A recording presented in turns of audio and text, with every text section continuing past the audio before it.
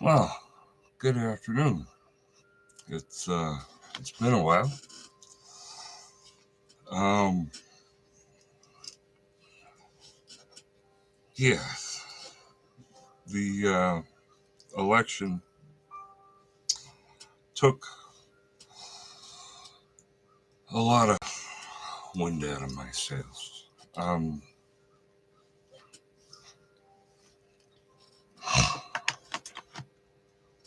I am still bummed. Um, you can say depressed. Um, I don't like what's on the horizon for our country. Um,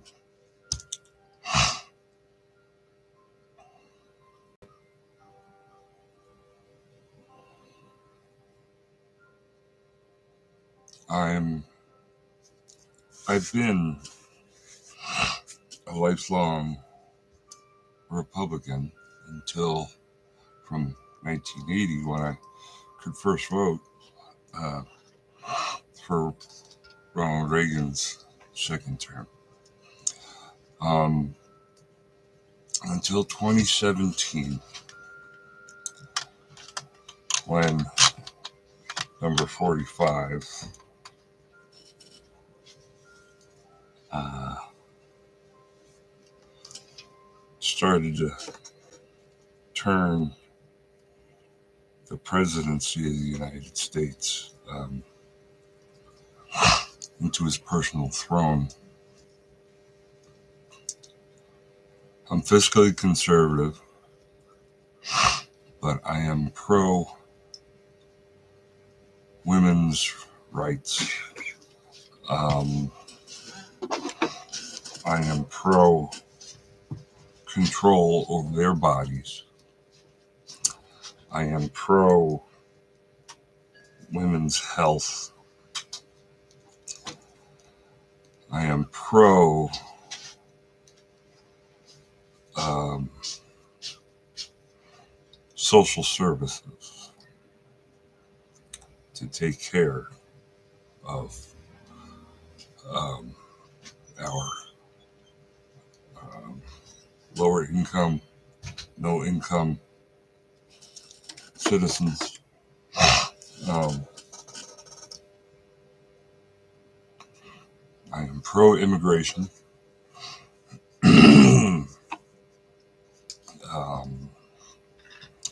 I am pro path to citizenship. Um, I have an associate's and a bachelor's in business. My bachelor's is in organizational theory and management. I am a certified rehabilitation specialist, MHRTC.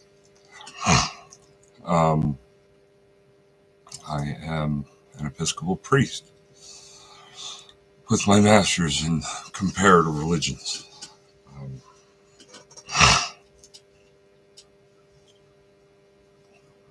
my youngest son today is 30 years old. Happy birthday, Tyler. I haven't seen either of my sons since 10:30 at night, Monday, March 13th of 2006. Uh, when I was arrested at my kitchen table. I am pro disability rights. Both of my sons are autistic, severe to profound. Um,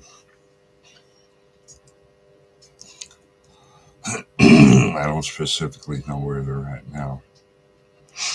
Um,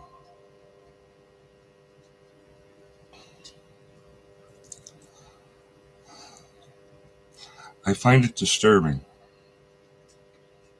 that the president, dictator of Russia, announced the cabinet choices for the United States, number 47 elect, before 47 elected.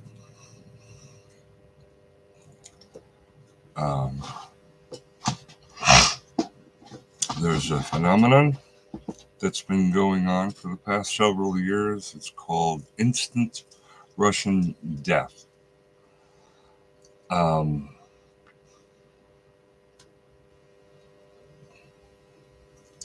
That's Vladimir Putin's not so subtle assassinations of his either political rivals or dissenters, dissidents.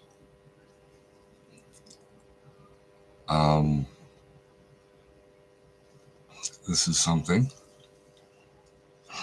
that number 45 has been espousing for the last 6-8 months.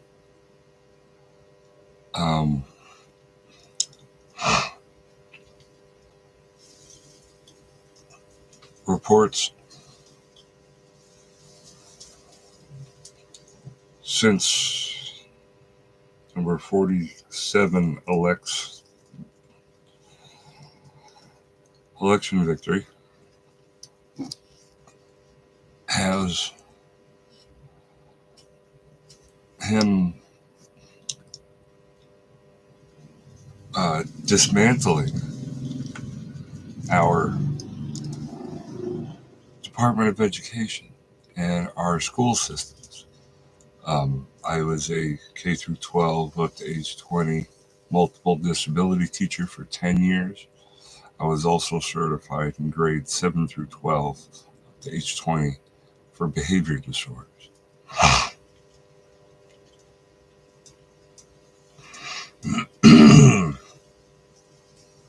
Number 47 elect wants to rewrite our history books, do away with our Constitution,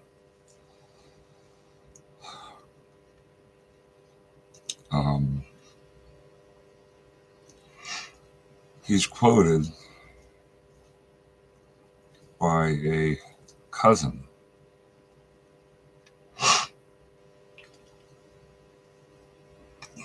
who has an adult son who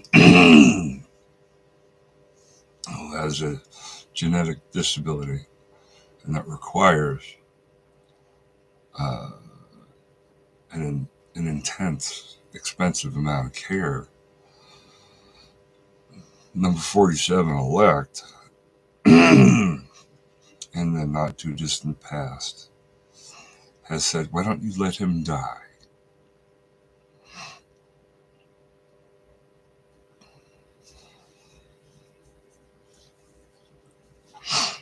As a father of 2 sons with autism, I find that reprehensible. As a former special ed teacher, I find that disgusting.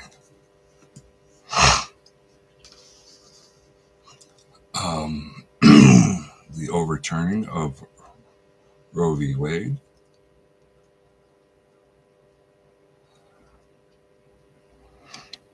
takes away what we as a country fought so hard for women equality, and we still have so far to go. But to not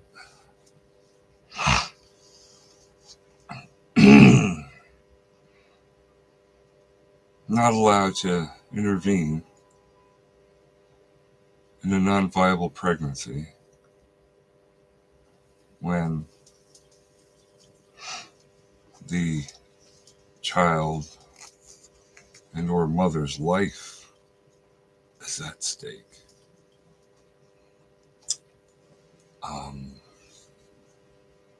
That's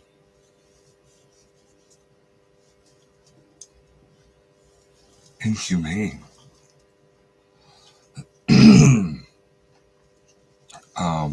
I would not be surprised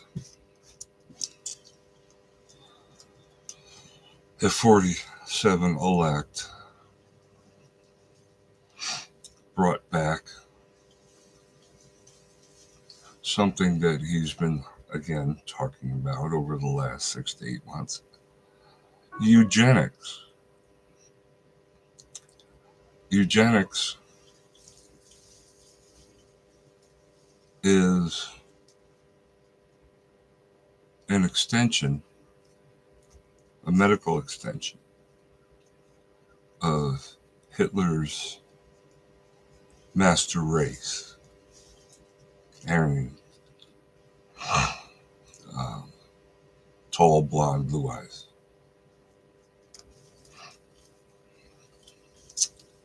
Eugenics would require the termination of pregnancies of minorities, biracial children, those with known genetic diseases or cerebral palsy that happens just prior to birth.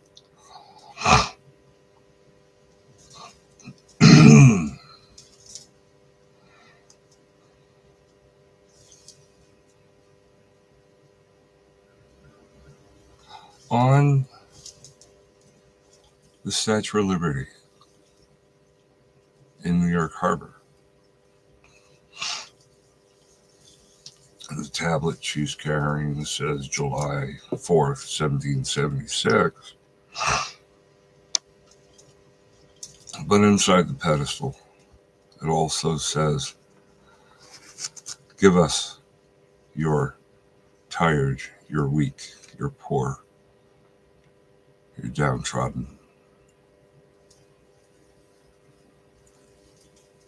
Number 47 elect will close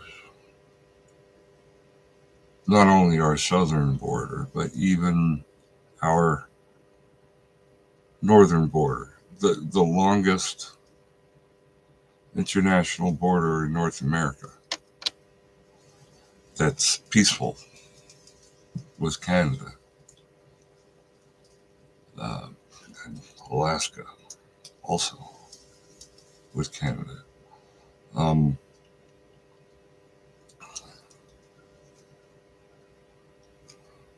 He will close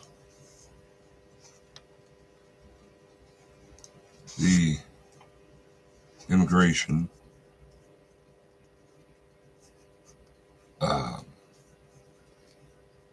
places at our airports. He will ban even people coming to visit the United States, let alone trying to immigrate here from undesirable countries, whether they be Central, South American, Eastern European, which is odd because 2 of his 3 wives were from Slovakia, or any of those caca hole countries of Africa, South Asia.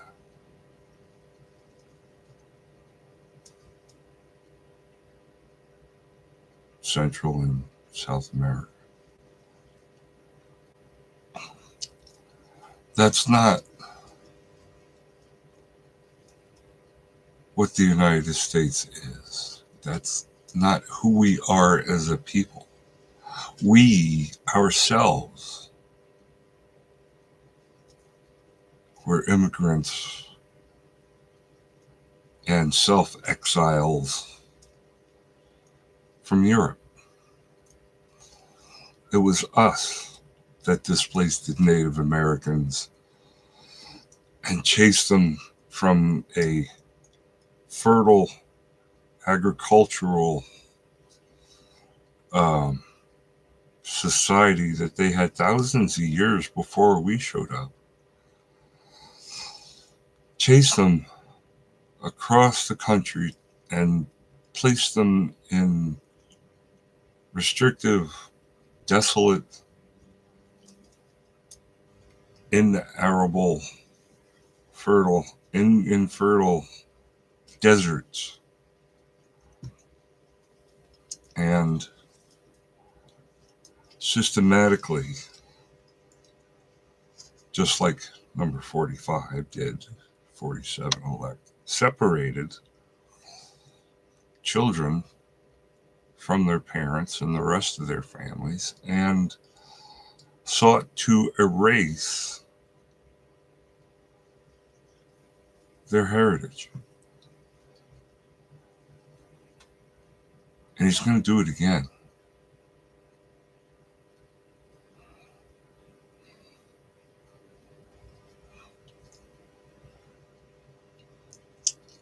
Yes, we as Americans are violent and do get involved in wars. But we get in wars to protect other people. I'm not happy about the years-long war on Palestinians in the Gaza Strip and in Lebanon and Syria. It's been going on since time began in Iran and Iraq. The thing is,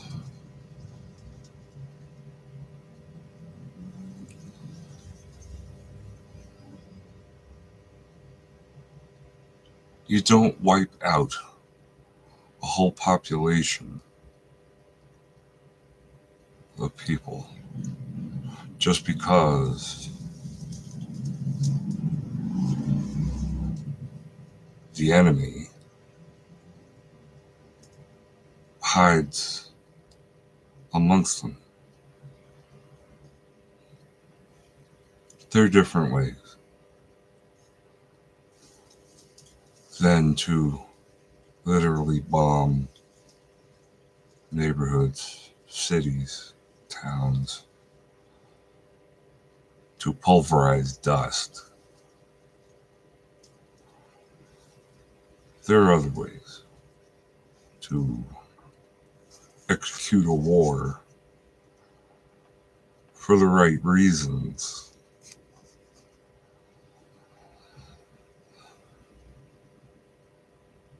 In a way that's at minimal risk and minimal collateral damage.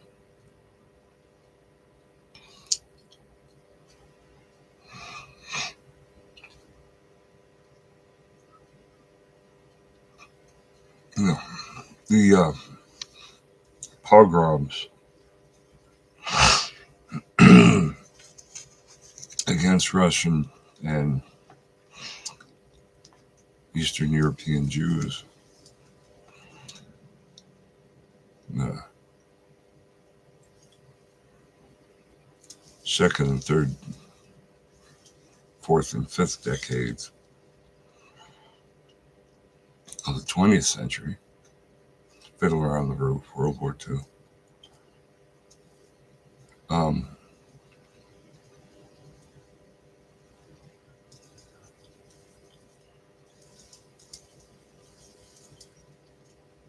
was an atrocity.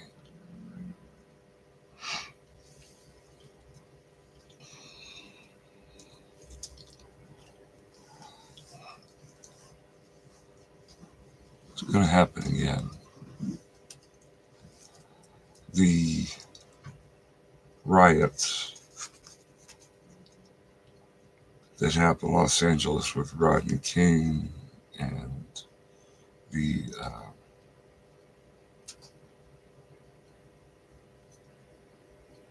2020 incident that sparked Black Lives Matter. It's going to happen again.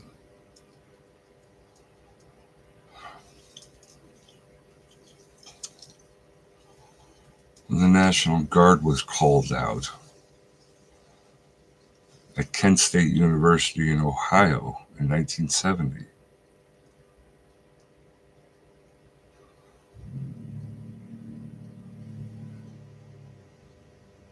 And a whole bunch of college campuses in the 60s. Just because college educated youth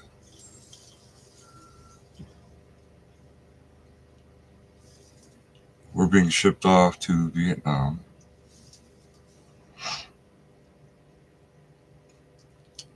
They're protesting a war that started with President Eisenhower, continued with President Kennedy, who was assassinated.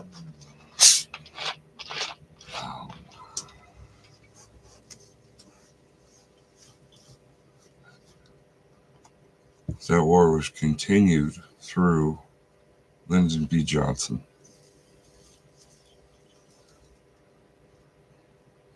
And President Nixon and President Ford ended the war with the evacuation of Saigon, now Ho Chi Minh City.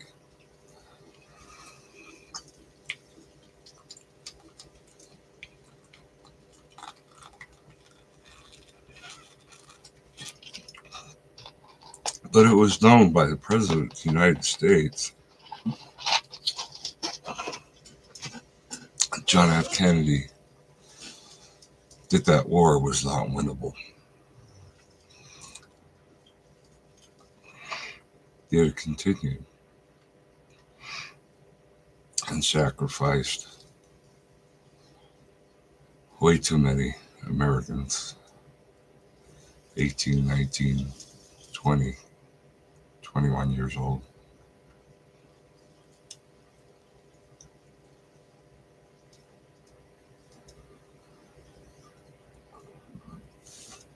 And Vietnam vets that are alive today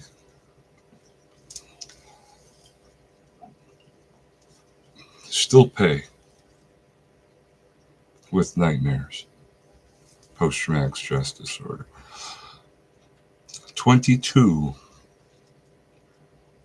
veterans, mostly from the War of Persian Gulf Wars 1 and 2, Desert Shield, Enduring Freedom, Afghanistan.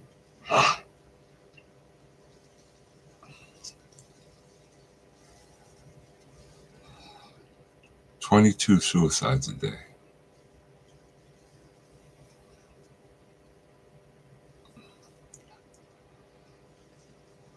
You take the teenage mind,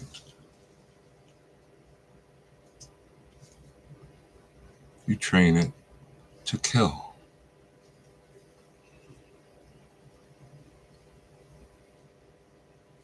2, 4, 6, 8 years, 10 years, 20 years.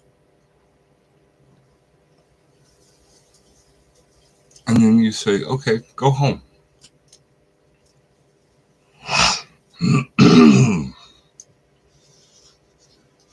You're free. You've done your duty. We thank you for your service. but we're still going to make it difficult for you to get service for and deal with what we've trained you to do and what you've seen, and in your service to us, what you've done.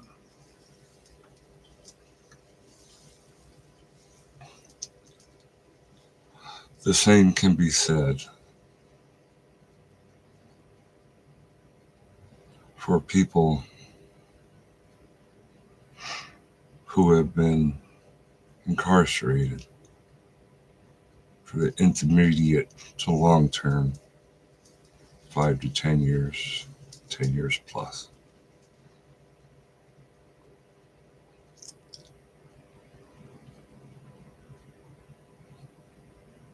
We convict them, we sentence them, we take them out of society, and we punish them.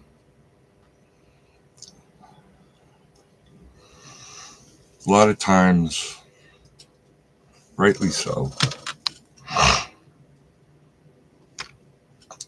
but most times not. Not only does the person that commits the crimes suffer, not only the victims suffer, but the victims' families and the inmates' families suffer. Economically, socially, historically, economically.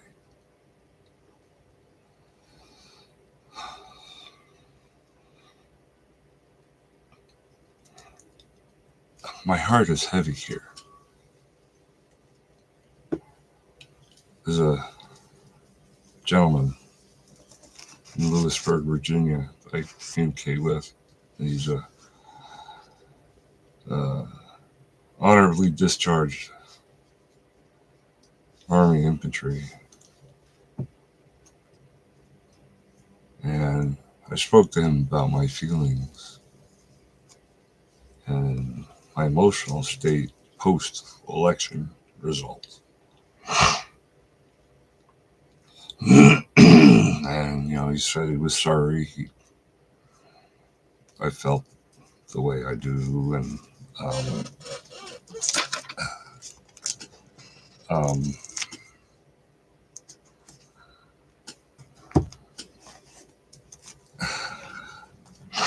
but he said under 45,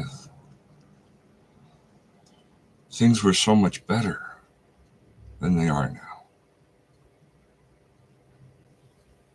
And this gentleman's been incarcerated in the federal system 8 to 10 years. I don't know what access he has to news feeds or newspapers or magazines. But he's still young. He's in his mid-30s.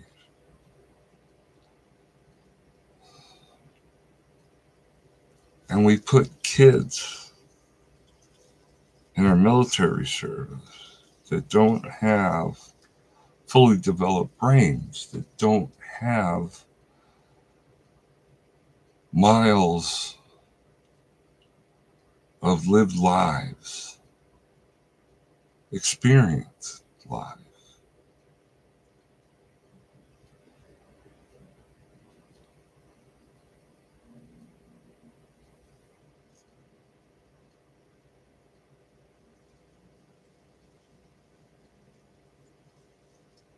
Uneducated, undereducated.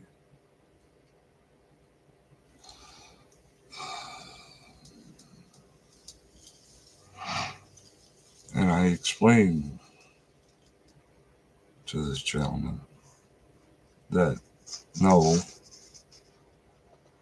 things were not all hunky-dory during number 45's term as president.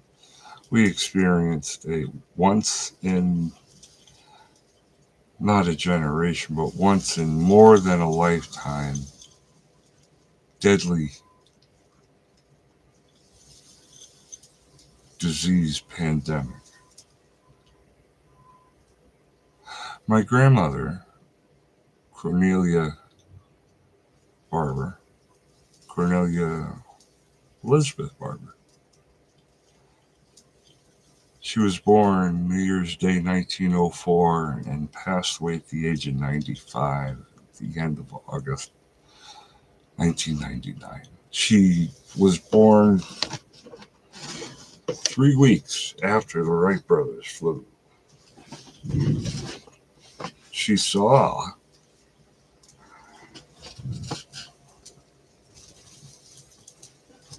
all the way up to the Persian Gulf Wars.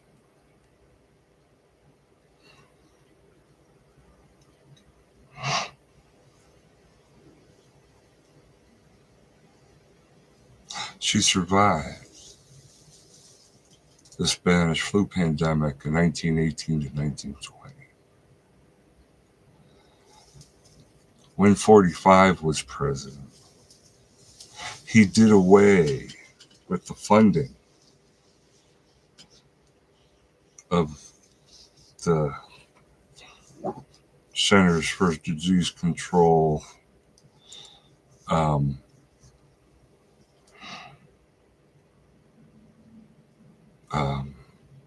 Office of Infectious Diseases.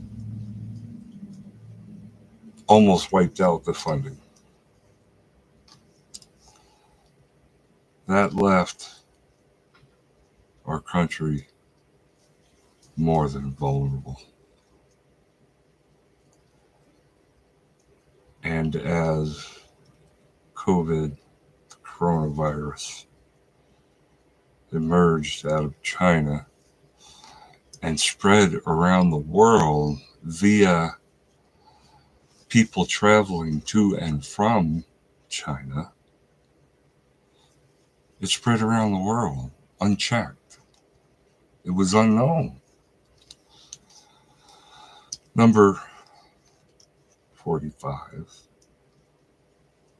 denied its intensity while fully well knowing it was deadly. The bubonic plague in medieval times wiped out 1/3 of the population of the world. The Spanish flu, 20% of the world.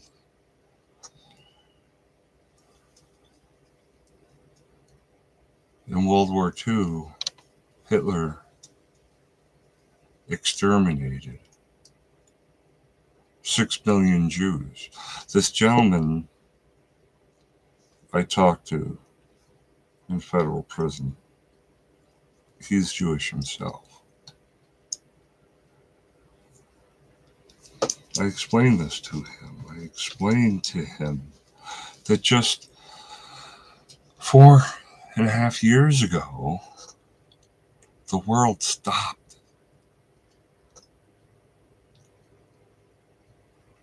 Economies, businesses, workplaces shut down, stopped.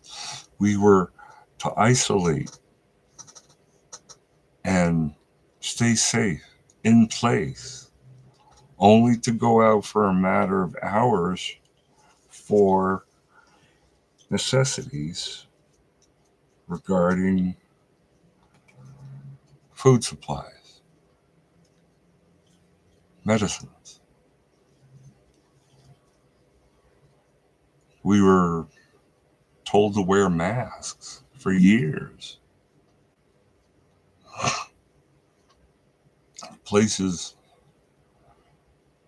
that were isolated centers of population, prisons, nursing homes, hospitals, apartment buildings.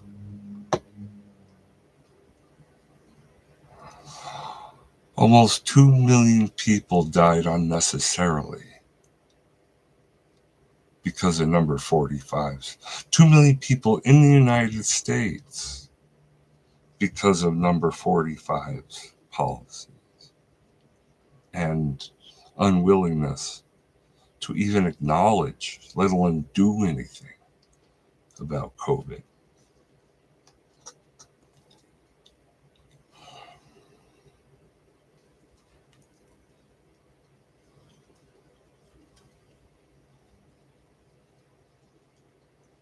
How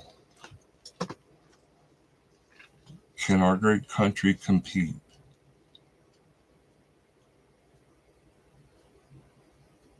in a modern world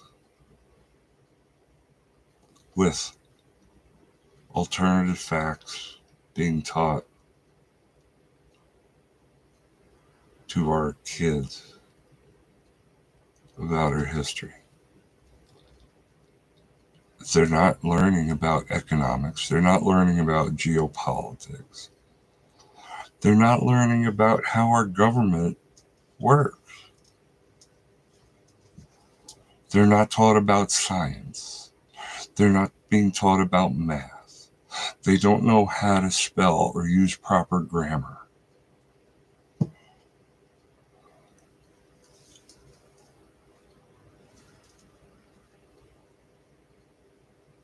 All you gotta do is just go on Facebook to see that. But unfortunately, there's more to come. With 47 elect. I'm wearing a white stole today. Today is Veterans Day. Armistice Day. Kids aren't even being taught about that. They don't know about the 11th hour of the 11th day of the 11th month of the year 1918, signifying the Treaty of Versailles and the end of World War I, the war to end all wars.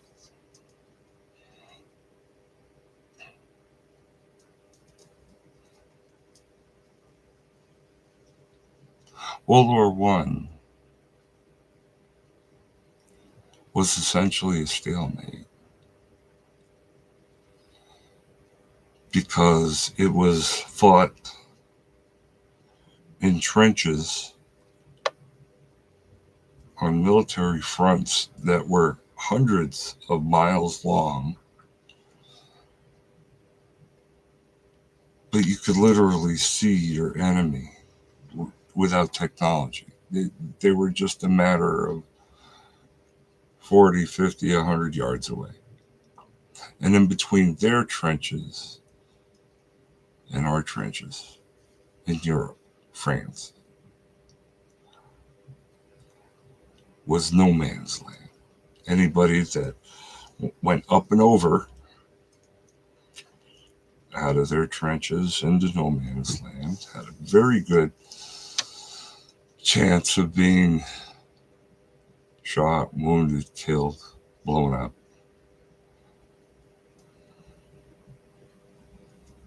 The invention of the airplane was to help man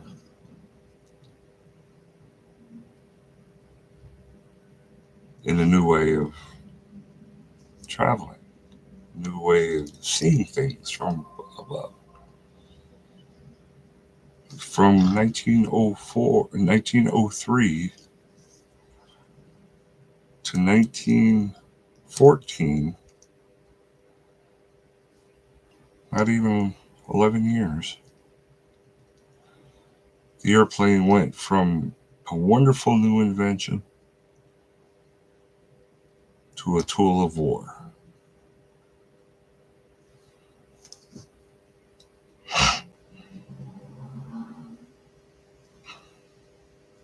My dad was a World War II pilot, 4-engine, heavy B-24 Liberator bomber.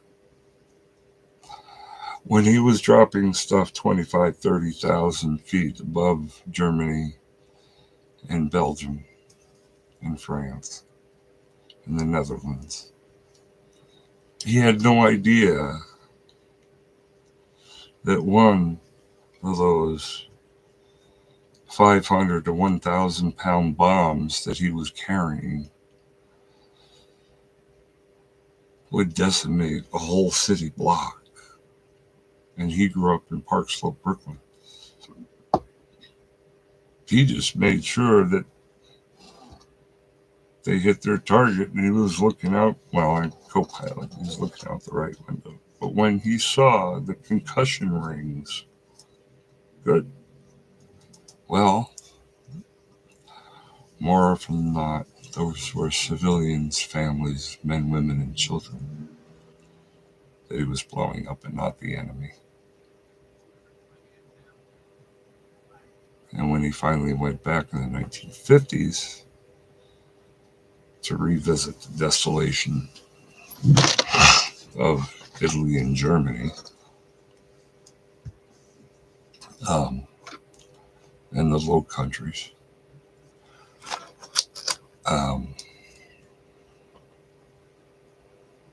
made an impact on him. But he didn't talk about it until 1993, the 50th anniversary of when he went in.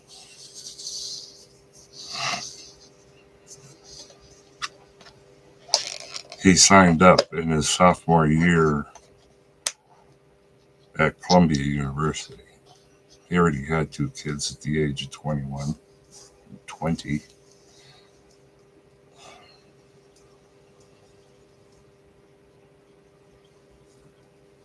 And he died in 2015.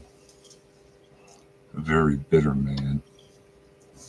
Last 10 years of his life, he got very, very angry because our country was not the country that he fought for. It was something completely different. So, the reason why I haven't been on is what I've been talking about for the last 42 minutes.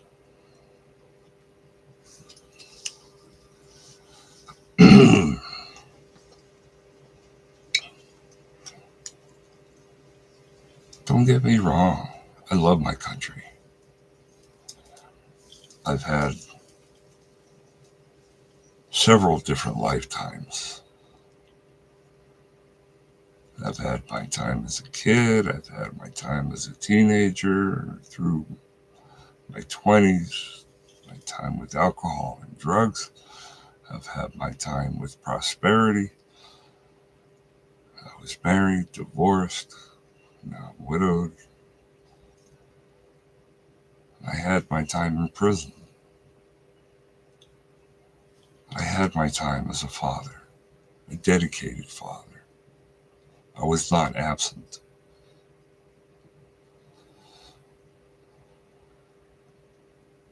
I was very much part of my son's lives until I went to prison.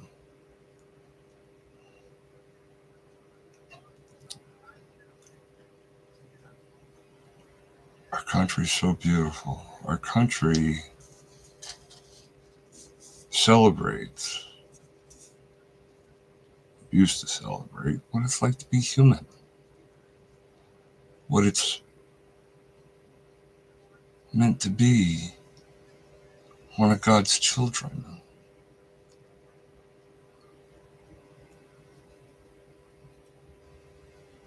Our God-given right to be free and choose and live the way we choose without oppression, be it governmental, be it military.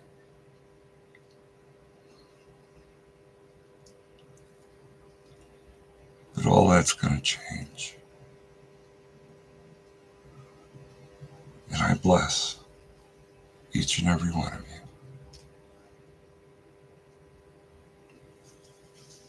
And I'm really sad for your daughters, your parents,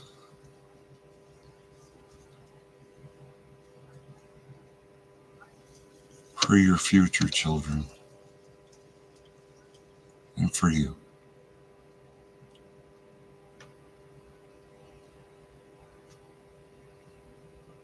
If only the people that willingly turned a blind eye, the people who are undereducated or uneducated, mostly in this case,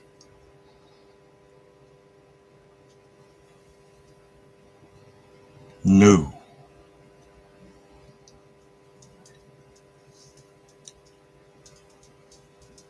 what type of an animal, what type of antichrist, what type of toxic, narcissistic, power-hungry, lying, denying, and I use this term loosely, person, our 45th president with a small p, or number 47 elect is. How he treats his friends, how he treats anybody that might disagree with him, how he treats his own children, how he treats his own family. His father didn't like him. His father didn't have confidence in him. And he's been dealing with that his whole life. And now he's the oldest president that's going to take office.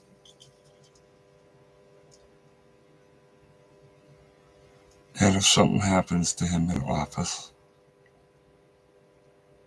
as there were 2 attempts on his life during his campaign, heaven help us even more so with this idiotic pick of that senator from Ohio.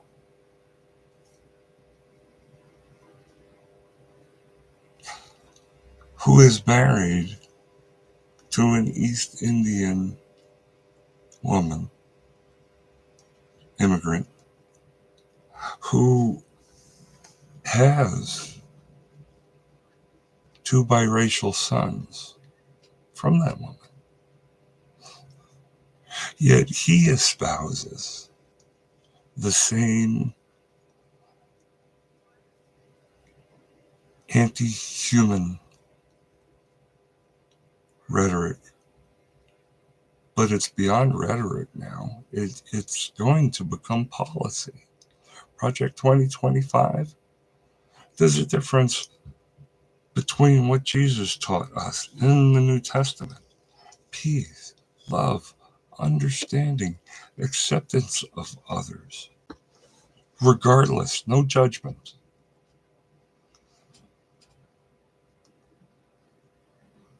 But the silent majority of President Nixon's time has turned militant and angry. And evangelicals have come politicized. If the Apostle Paul, I've seen memes on Facebook and other social media platforms, that if the Apostle Paul came back to see what our country was like and us calling ourselves Christian, we'd be getting a letter condemning us. When Jesus comes back, and all these things are converging. If you're a student of the book of Revelation in the Bible, go back in history, recent history. Things are happening. It's not just a bad acid or mushroom trip from the island of Patmos that the Apostle John had when he was exiled there. Shit's coming downhill. And just like in Genesis 6 with Noah's flood, because God saw that this isn't what I envisioned, it's not what I created, so he flooded the world and started over again. He hit the reset button. But when Jesus comes back, he's going to be pissed.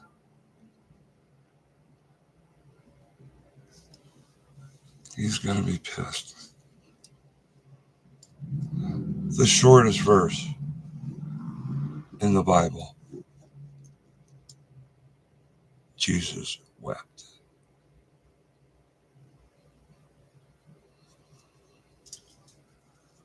I'm weeping. I'm scared. I'm transitioning from Social Security disability to Social Security. I turned 62 in February. I'm scared.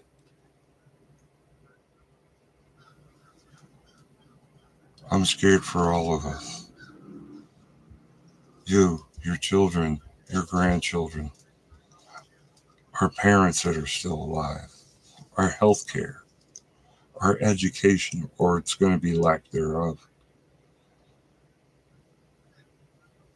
Instead of being one of the best countries in the world, this country is going to turn into what 45 elect was espousing for the last 4-6 years. He's going to turn one of the greatest countries in the world into a cock-a-hole country that he can't stand. He's not going to make America great again. It was already great. He's not going to make America healthier again. We were all relatively healthy until the pandemic that he did nothing about, really, until the United Nations said, hey, dude, we're doing this, and you're not. Get on the ball. And then he was like, well, you know, an ultraviolet light under the skin, injecting bleach in the body. Even his Secretary of Health and Human Services, her jaw dropped during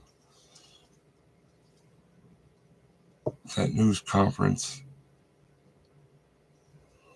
in the White House.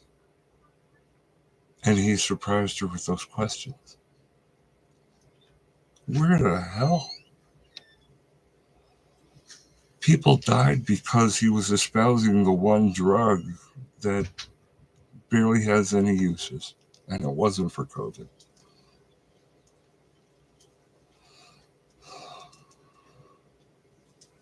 This guy has an agenda. And yes, he's crazy, but he knows what he's doing. And he's going to destroy our country. Just wait. Remember when he had presidential debates in 2020? He knew exactly what was going to happen on January 6, 2021.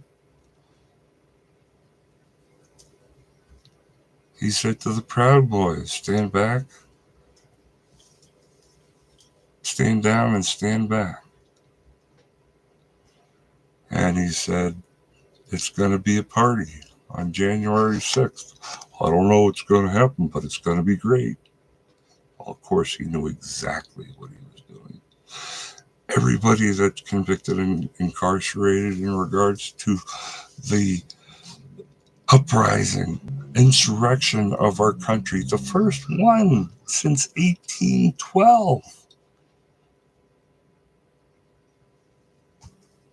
200 years later,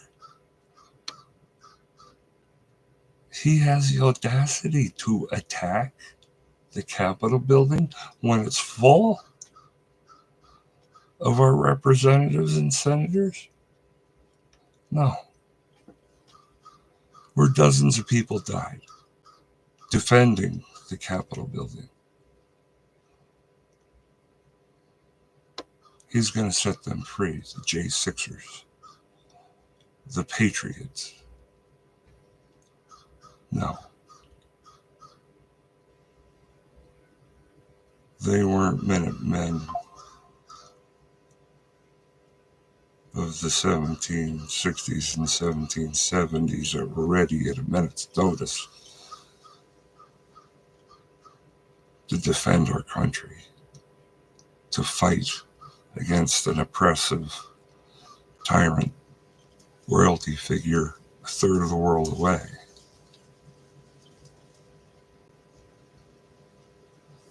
He wanted to execute by hanging his own vice president.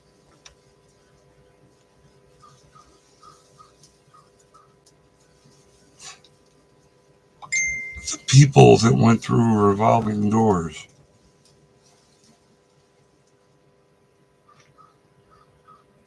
during his 4 years as president and his cabinet didn't back him this time. They worked for him. They knew him. They said he was unfit, and he still is. I pray for all of us.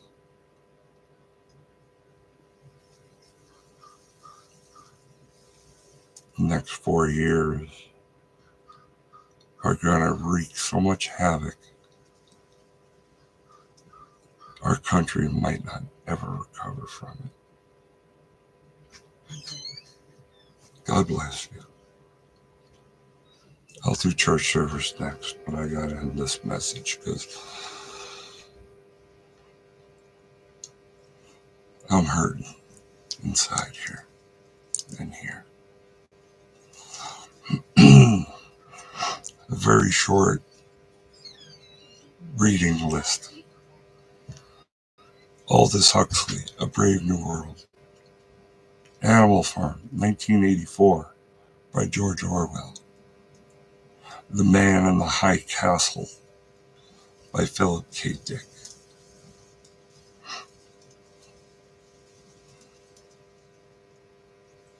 And if you really want an understanding of what 47 Elect is about, Mein Kampf by Adolf Hitler, My Struggle. He wrote that as he was recuperating in a hospital in a prison after a mustard gas attack during World War I. And it's all about revenge.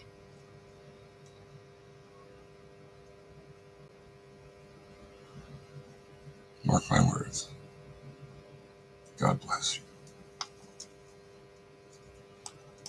God bless USA of America.